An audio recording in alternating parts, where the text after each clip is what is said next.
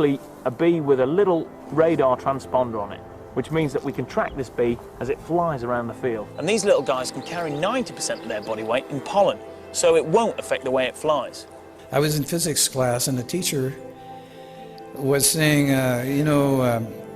bumblebees can't fly. It's impossible. They can't, aerodynamically they can't fly. And I was on the second floor of the classroom and I looked out the window and there was a big, beautiful bumblebee staring at me right in the eye. And he was standing there doing something that this guy said he couldn't do. First of all, the bees are flying much faster than predicted, an incredible 30 miles an hour, even when fully laden. The next surprise is where the bees go. They almost always overfly potentially decent food. And once they've found their patch, they then repeatedly shuttle to and from it. And this is the really clever bit. In spite of 30-mile-an-hour crosswinds, whether out or back, they all fly in dead straight lines.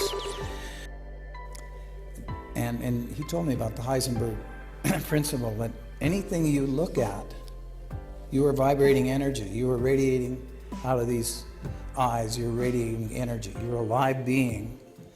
And everything you're looking at, you're changing right in front of your eyes. You don't realize it consciously, but that's what's happening.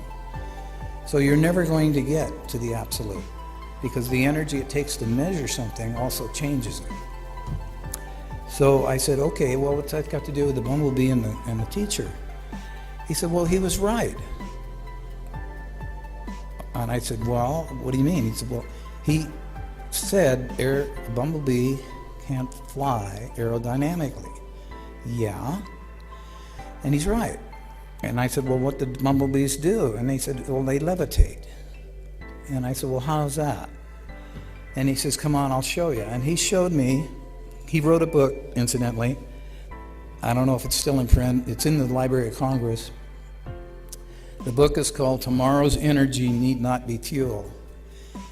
And in that book, he gave reference to what I'm talking about, that, that of levitation, that the bumblebee, when he starts to beat his wings, when he starts to flap his wings, there's a little cavity, a hollow cavity next to the larynx inside his system that's hollow.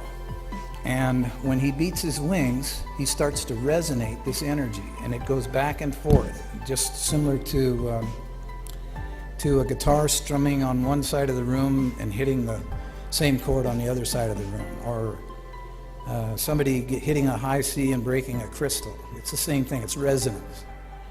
And he said what they do, they resonate.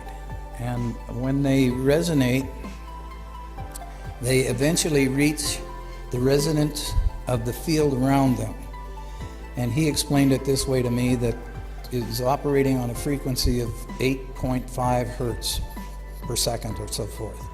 And he says once this bumblebee hits that resonant frequency of its surroundings, it becomes a free agent. It creates a magnetic bubble around itself, and it can go anywhere it wants. And I said, well, that's not in any of the science books.